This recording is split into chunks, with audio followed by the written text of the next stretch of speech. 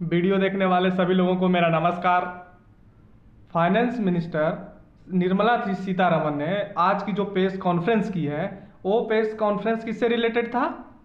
वो press conference किसानों, प्रवासी मजदूरों और रेडी वाले जो लोग रेडी लगाते हैं उन लोगों से रिलेटेड था। और उसमें क्या क्या जो महत्वपूर्ण बातें कही गई है उनके फायदे के लिए, और या तो कहिए सरकार ने उनके लिए क्या क्या किया है, उसके बारे में जो महत्वपूर्ण बिंदु है उसको आपको मैं कुछ बताऊंगा। उसमें सबसे पहली बात मैं करूंगा प्रवासी मजदूरों के लिए क्या क्या किया गया है।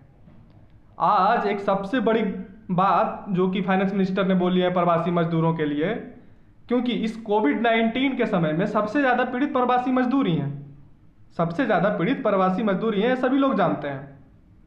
उनके लिए क्या है, एक बहुत बड़ी समस्या आ रही थी कि मकान मालिक एक महीना घर में रहने दिए और कोई मकान मालिक आप रेंट काम बंद हो गया, डेली कमाने खाने वाले प्रवासी मजदूर हैं, तो मकान मालिक उनको घर में रहने नहीं दे रहे हैं, किराए के घरों में रहने नहीं दे रहे हैं, उनको घरों से निकाल दे रहे हैं। जगह जगह से ऐसा वीडियो आया, खबरें आई सरकार के घोषणा करवा देने के बाद भी।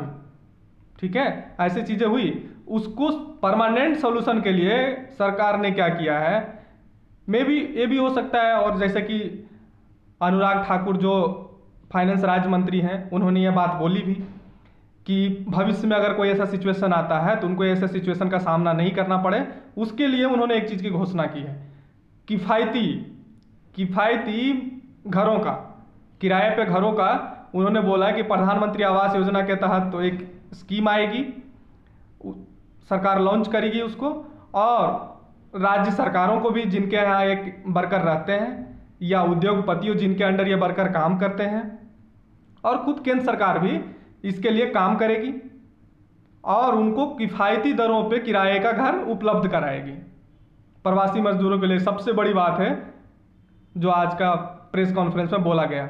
और एक और चीज़ है कि जो प्रवासी मजदूर दूसरे राज्यों में जाके रहते हैं उनके पास राशन कार्ड नहीं होता है उस राज्य का, उनके पास उस राज्य का राशन कार्ड नहीं होता है, तो अभी वो काम चल नहीं रहा है उनके हिसाब से, तो उनको खाने की समस्या है। उस समस्या को दूर करने के लिए सरकार ने क्या किया है कि 2 महीने तक हर एक आदमी को, जो भी प्रवासी मजदूर की फैमिली में जितने भी आदमी, उनको 5 किलो या तो चावल या तो गेहूँ, और उनकी फैमिली में एक फैमिली को 1 किलो चना दिया जाएगा अगले 2 महीने तक।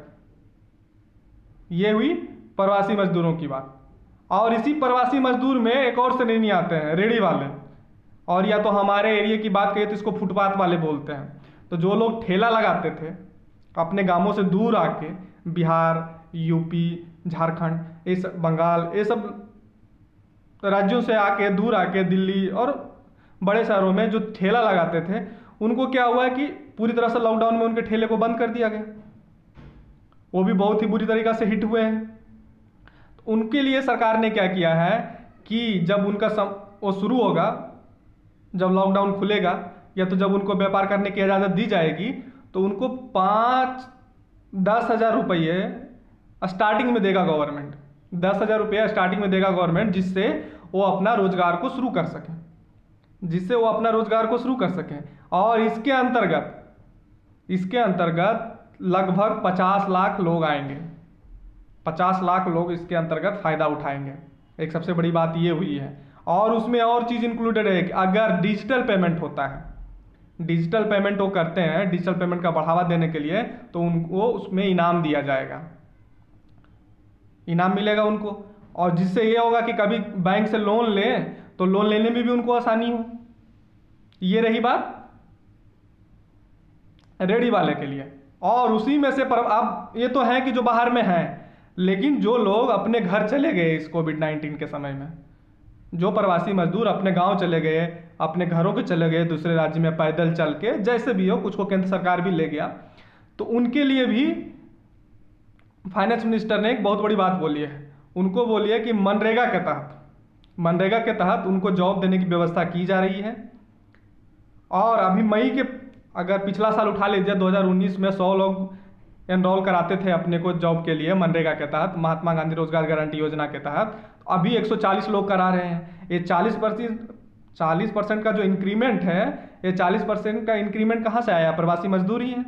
और भी मजदूर इनरोल करेंगे, उनके लिए वहाँ के जिलों में वहाँ के राज्य सरकार को निर्देश दिया गया है। और इसमें एक सबसे बड़ी बात क्या है कि पहले न्यूनतम मजदूरी होती थी इसमें 182 रुपया, अब न्यूनतम मजदूरी को बढ़ा के 202 रुपया किया गया है। इसमें लगभग 14,62,000 कार्य दिवस का सृजन किया गया है। मई तक लगभग 14,62,000 कार्य दिवस का सृजन किया गया है। ये भी सबसे बड़ी ये भी बहुत बड़ी बात है उसमें। फाइनेंस मिनिस्टर ने ये प्रवासी मजदूरों के लिए बोली। और एक अच्छी बातें क्या बोली है कि जो हमारे स्वयं सहायता समूह हैं, गांवों में औरतों को मिला के बनाया जाता है, ये हमारे जैसे गांवों में होता है, तो उसमें से लगभग 12,000 स्वयं सहायता समूह ने एक बहुत ही अच्छा काम किया इस कोविड-19 के दौर में। बहुत ही अच्छा काम किया, जिसमें लगभग 3 करोड़ मास्क बनाए गए। 3 करोड़ मास्क बनाए गए और 1,20,000 लीटर से ज़्यादा सैनिटाइजर भी बनाया गया। इससे 2 फायदा हुआ, उनको रोज़गार मिला, उस सेल्फ हेल्प ग्रुप वाले को रोज़गार मिला। पहली चीज़ें हुई, रोज़गार मिला, जिससे कोविड-19 के समय में उनके पति, उनके घर वाले, बेटा हो, जो भी हो, भाई हो, बाहर जाके काम करते थे, और अगर वो अब घर आ गए, वो पैसा नहीं कमा रहे थे इस दौर में, तो वो स्वयं सहायता के समूह उनके घरों में कुछ पैसा आ रहा था। और इसका एक और इसमें वो एडिशन हुआ है कि 7200 नए स्वयं सहायता समूह बना है। एक बड़ी अचीवमेंट ये भी हुई है। और सरकार ने एक और घोषणा की है। जैसे क्या होता था कि कुछ लोगों का, जिनका राशन कार्ड है अपनों गाँवों में, और वे रोजगार के लिए कहीं दूसरे शहर चले गए या नौकरी उनकी वहाँ हो गई, कहीं दूसरे शहर चले गए, तो उनको राशन कार्ड का बेनिफिट नहीं मिल पाता था। और अब तो अंगूठा वाला सिस्टम आ गया है, जब तक अंगूठा लगाइएगा नहीं मिलेगा नहीं। बहुत सारे जगहों पे अंगूठा वाला सिस्टम आ गया है फोर्जरी रोकने के लिए। तो क्या है कि सरकार ने कहा है कि 2021 के मार्च 2021 तक क्या होगा, पूरे वन नेशन वन कार्ड की व्यवस्था कर दी जाएगी टेक्नोलॉजी के थ्रू। मतलब आपका राशन कार्ड कहीं भी कोई स्टेट में रहे, भारत के कोई स्टेट में जाके आप राशन ले सकते हैं 2021 तक। हालांकि मार्च 2021 तक अभी भी बहुत सारे स्टेट में ये सिस्टम ऑलरेडी लागू है, बहुत सारे लोग इसका बेनिफिशरी हैं, बट पूरे ऑल ओवर इंडिया में ये मार्च 2021 तक कर दी जाएगी। एक सबसे बड़ी बात ये भी हुई। और किसानों के लिए भी सरकार ने कुछ घोषणाएं की हैं। और पहले तो सरकार ने बताया कि हमने किसानों के लिए क्या किए हैं। हाँ, किसानों के लिए सरकार ने बताया कि 86,000 करोड़ का नया लोन दिया गया इस मार्च और अप्रैल के महीनों में। हाँ, लगभग 62 लाख किसान, ऐसा कोई नंबर था, 62 लाख किसान इसके अंतर्गत इनरोल किए गए और 86,000 करोड़ का नया लोन दिया गया। अब इसलिए लोन तो देना पड़ेगा, वो भी पूरी तरीके से हिट हुए हैं किसान भी। और सरकार ने नेक्स्ट क्या किया उनके लिए वो भी बता रहे हैं। वो सरकार ने बोला है कि 30,000 करोड़ रुपए का एडिशनल पैसा दिया जाएगा, जो लोन देते हैं, नाबार्ड देते हैं, या जो भी क्रेडिट एजेंसी, कोऑपरेटिव बैंक जो देती है, उनको दिया जाएगा कि आप लोन दो। और मार्च और अप्रैल में केंद्र सरकार ने, हमारी जो केंद्र की सरकार है, उसने 6700 करोड़ रुपया राज्य सरकारों को दिया है। राज्य सरकारों को इसलिए दिया है कि आप किसानों का जो प्रोड्यूस है, जो किसान ने उपजाया है, उसको आप खरीदो। मार्च और अप्रैल के महीनों में ये भी एक गवर्नमेंट ने किया है।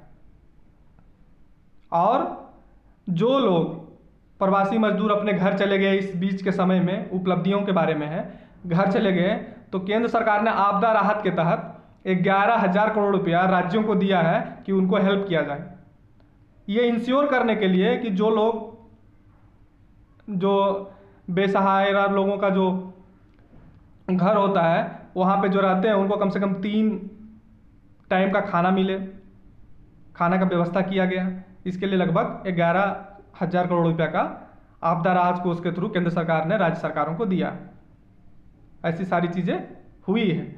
और ये भी बोला गया है, हालांकि ये लास्ट नहीं है, अभी और मेजर्स आते रहेंगे।